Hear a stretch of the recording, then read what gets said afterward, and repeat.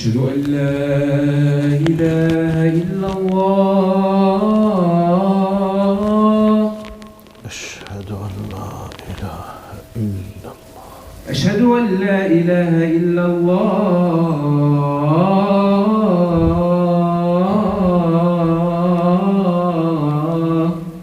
أشهد أن لا إله إلا الله. أشهد أن محمدا رسول الله. أشهد أن محمد رسول الله. أشهد أن محمدا رسول الله.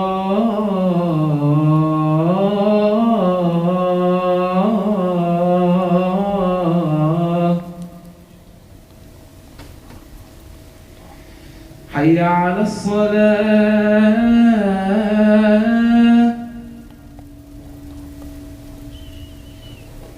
حي على الصلاة.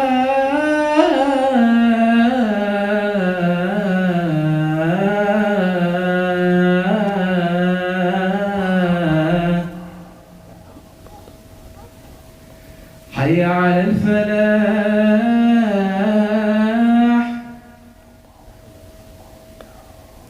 حي على الفلاح.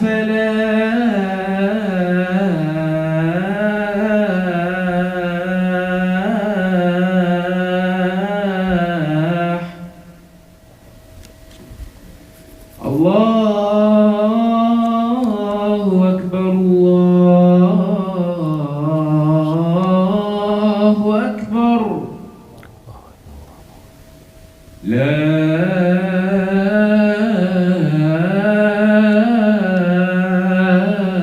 إله إلا الله. الله أكبر الله أكبر. لا إله إلا الله. إن الحمد لله نحمده سبحانه ونستعينه ونستغفره ونعوذ بالله من شرور أنفسنا ومن سيئات أعمالنا. من يهده الله فلا مضل له ومن يضلل فلن تجد له وليا مرشدا. وأشهد أن لا إله إلا الله وحده لا شريك له، له الملك وله الحمد، يحيي ويميت وهو على كل شيء قدير.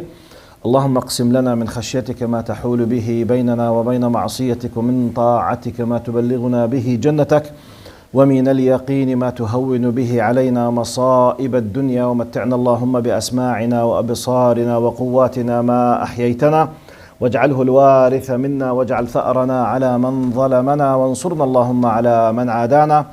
اللهم ولا تجعل مصيبتنا في ديننا، ولا تجعل الدنيا أكبر همنا ولا مبلغ علمنا. اللهم ولا تسلط علينا بذنوبنا من لا يخافك ولا يرحمنا يا رب العالمين.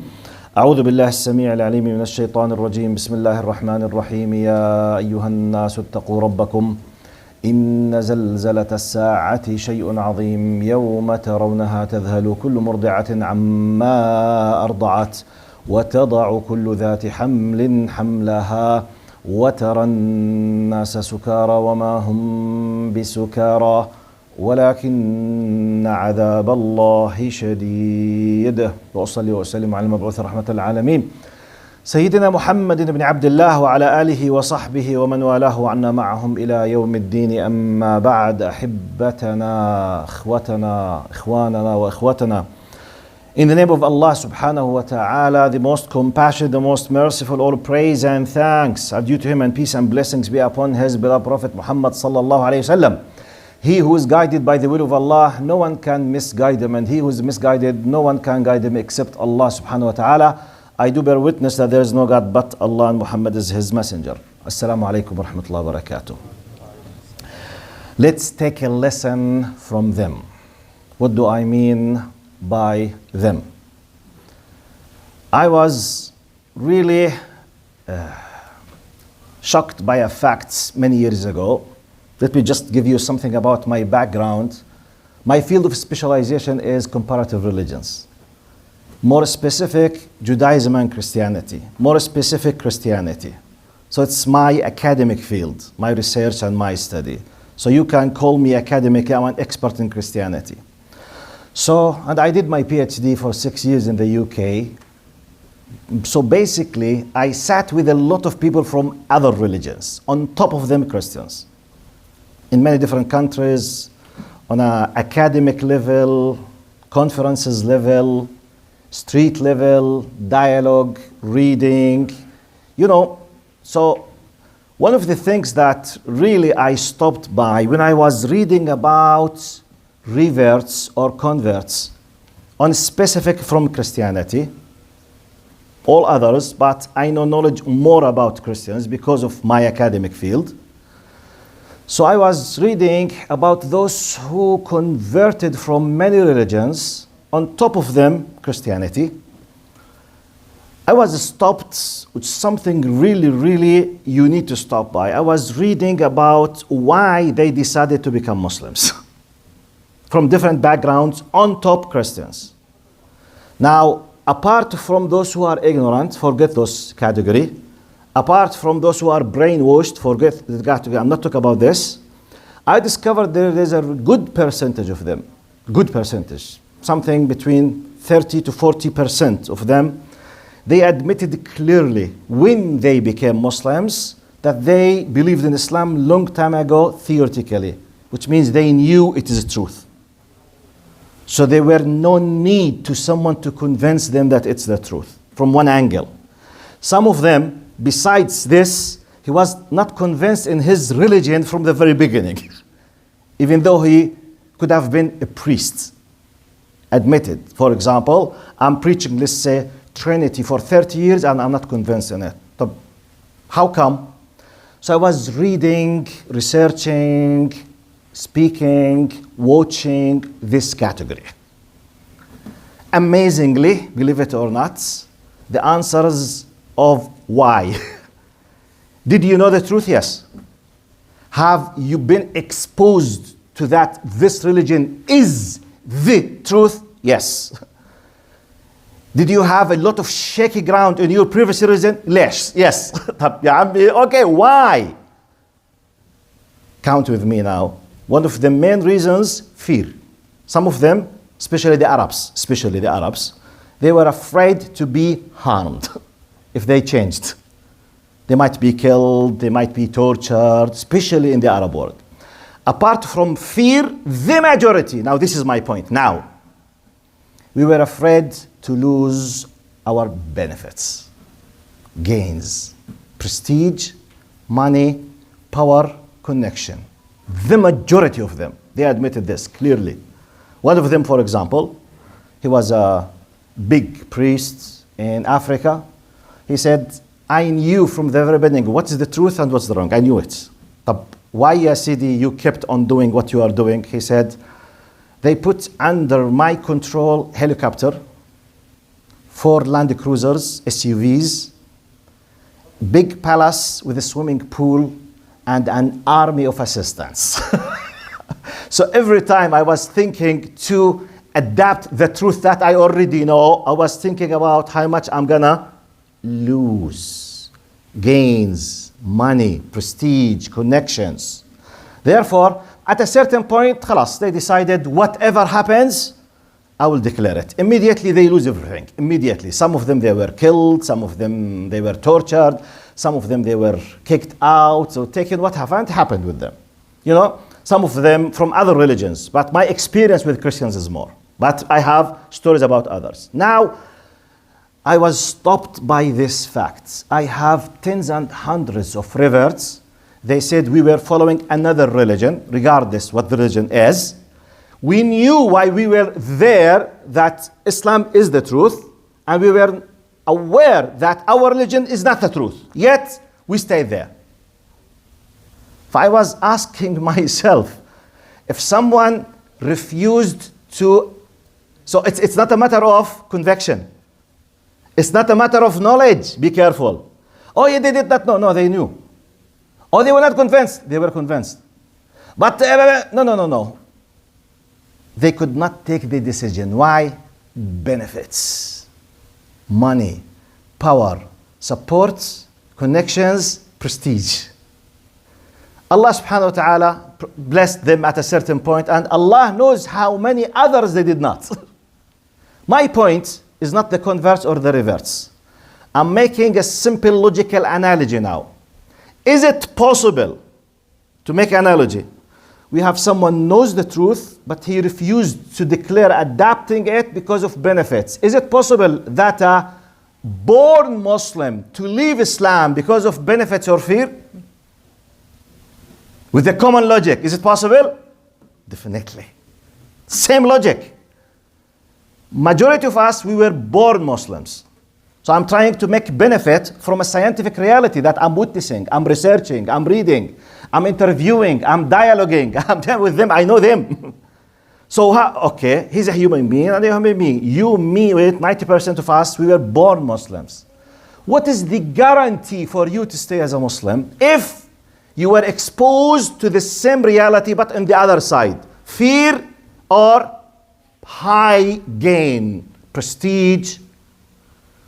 You know how many times we know about informants in the West?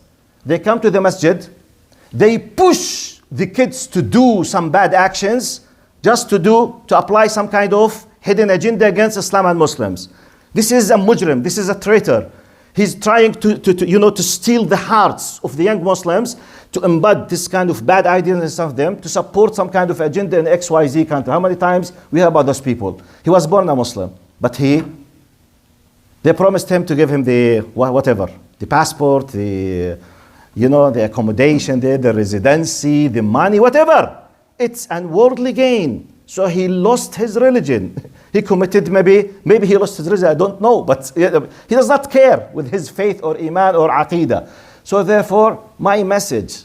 So in comparison with those people who refused, I and you might lose what we already have unless, here comes the core point of my khutbah. Prophet Muhammad sallallahu alaihi wasallam, all the time I using to make this dua. Allahumma ya muthabbit al-qulub, thabbit qalbi ala dinik. Oh Allah, it's you who keep me firm on your religion. You protect me. You give me the thabat, being firm. Oh Allah, protect my heart. Oh Allah, keep me, because no one of us knows at which point simply you might lose. So we have two big categories. Fear gains benefits. You are exposed to fear. We will do such and such for you. Okay, I'm sorry. Khalas. I'm ready to do whatever you want. Be careful. Be careful. Fear could be your accommodation, your status, your final, or someone might promise you will do this and this. To see, it happened with me, wallahi. It happened with me once. I received a telephone call while I was doing, teaching back in Jordan from a very strange number. So someone was calling me and he told me that I'm a Jordanian living in one of the European countries. He refused to tell me what is the country and the number, the code was not there. He was calling me from a computer. I couldn't know and he refused to tell me because he was afraid. He said, I want to ask for a fatwa. I said, what's this fatwa? He said, Sheikh, please, I feel afraid of my aqidah. He said, Wes, I'm living in a European country. The only way I came illegally, many people, they go illegally because they are afraid and sometimes, sometimes for political reasons, they might be tortured, sometimes for money, sometimes for many different reasons now. So he said, I'm illegal in this country. Then he said, and I want to ask you if it's permissible for me to declare that I left Islam and followed the religion of that country. In that case, I can say that I'm oppressed in my country and you are killing me in Jordan, I'm doing such, even though nothing happens there. But this is the only way to convince them that I'm oppressed and I can have the PR or the green card. It's a European country. I said, excuse me, sir, is there anyone who's, for example, making any kind of real threat for you? He said, no. He said, anyone is threatening you of killing you or your family? He said, no. He said, is there any kind of tribal conflict that there is a revenge could be taken at any way between your tribe and other tribe? He said, no. Any reason? No. I said, you want to tell me that the only reason is just the money? He said, yes, I want to improve my financial status. He said, you want to declare leaving Islam and accuse all Jordanians that you are backward killers. We are torturing you even though we did nothing just to gain $500 a month? He said, but I'm sorry to tell you that the majority around me, they take the PR in this country in this way. Hasbunallah wa ni'mal wakil. Wallahi, with me happened this. Happened with me, personally, with someone. Now, the funny thing, he was not calling me to give me the statistics. He was calling me for a fatwa. I said, I can't imagine that there is a majnoon, a crazy alim will give you a fatwa, rather than being someone with aql, with the benefit to give you, it's permissible. For $500 a month and to have a PR in a country, you want to declare the ridda, to be an apostate, and to accuse a full country that we are torturing you even though are doing nothing for you? How come? Can you imagine? So for what? Gains. He wants more money, better than his country, and that's it. And that's it. Even if there is a serious problem, is it possible that some people might lose? Yes. So please, be careful about your iman. Be careful to protect your iman, your faith, your aqidah, your identity. It's not something, it's not a peanuts. We're not joking. It's your existence. At any moment, you will leave this life. Prepare yourself for the fact that have you been able to take care with this trust, this amana, the amana of Allah subhanahu wa ta'ala. Allah decided to choose you out of the chosen people, i.e. Muslims. Allah decided to choose. Kuntum khayra, is it me who said it or Allah? Kuntum khayra ummatin ukhrijat linnas. You're the best of the people of the nations. I, as Allah, decided to bring you to the people. So you have to be proud. So be careful. You can't be proud unless if you declare it, unless if you know it, unless you protect it. You can't be proud if you can't protect it. You need to keep it.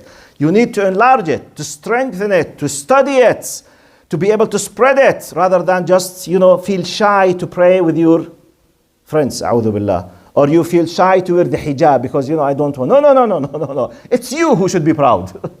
It's you who should be the reason for telling others about chastity, about purity, about the meaning of our great religions. Or otherwise, gradually we might lose the faith. If we lost, and it happened, many people, they did not care to come to the truth because of the gains. May Allah subhanahu wa ta'ala keep doing this dua and saying this dua. Allahumma ya muthabbit al-qulub, ثبت قلبي على دينك اللهم آمين. أقول قولي هذا واستغفر الله لي ولكم فيا فوز المستغفرين. استغفر الله. إن الحمد لله نحمده سبحانه ونستعينه ونستغفره ونعوذ بالله من شرور أنفسنا ومن سيئات أعمالنا. من يهده الله فلا مضل له ومن يضلل فلن تجد له وليا مرشدا. وأشهد أن لا إله إلا الله وحده لا شريك له له الملك وله الحمد يحيي ويميت وهو على كل شيء قدير. اللهم ارحمنا فوق الأرض وتحت الأرض ويوم العرض عليك يا كريم. اللهم اغفر لنا ولوالدينا ولوالد والدينا ولأصحاب الحقوق والواجبات علينا يا رب العالمين. اللهم إنا عبيدك أبناء وعبيدك أبناء إمائك نواصينا بيدك ماض فينا حكمك عدل فينا قضاؤك. نسألك بكل اسم هو لك سميت به نفسك أو أنزلته في كتابك أو علمته أحدا من خلقك أو استأثرت به في علم الغيب عندك أن تجعل القرآن العظيم ربيع قلوبنا وجلاء أحزاننا وذهاب همومنا وغمومنا يا رب العالمين. إن الله يأمر بالعدل والإحسان وإيتاء ذي القربى وينهى عن الفحشاء والمنكر والبغي يعظكم لعلكم تذكرون. وأقم الصلاة.